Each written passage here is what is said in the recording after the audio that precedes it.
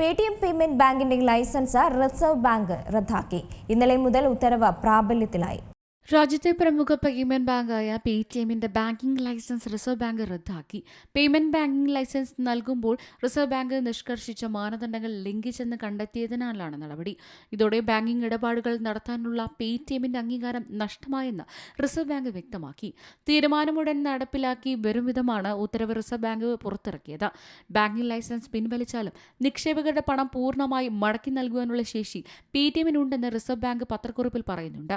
Bank സേവനങ്ങൾ നിർത്താനായി ഹൈക്കോടതിയിൽ അപേക്ഷ നൽകുമെന്നും അവർ കൂട്ടിച്ചേർത്തു. ബാങ്കിംഗിലെ നിക്ഷേപകരുടെ താൽപര്യത്തിന് വിരുദ്ധമായ പ്രവർത്തനമാണ് പേടിഎം പേയ്മെന്റ് ബാങ്കിന്റേതെന്ന് RBIയുടെ റിപ്പോർട്ടിൽ പറയുന്നത്. ബാങ്കിംഗ് ലൈസൻസ് മാനദണ്ഡങ്ങൾ പാലിച്ച് പ്രവർത്തിക്കുന്നതിൽ വീഴ്ച വരുത്തിയെന്നും റിപ്പോർട്ടിലുണ്ട്.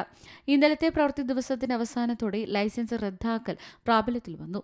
Banking regulation act session 5B പ്രകാരമുള്ള ബാങ്കിംഗ് ബിസിനസ്സോ സെഷൻ 5ലെ മറ്റ് അനുബന്ധ സേവനങ്ങളോ നൽകാൻ ഇനി അവർക്ക് സാധിക്കില്ല. അതേസമയം പേടിഎം ആപ്പ് വഴിയുള്ള UPI ഇടപാടുകളെ ലൈസൻസ് റദ്ദാക്കിയത് ബാധിക്കില്ല.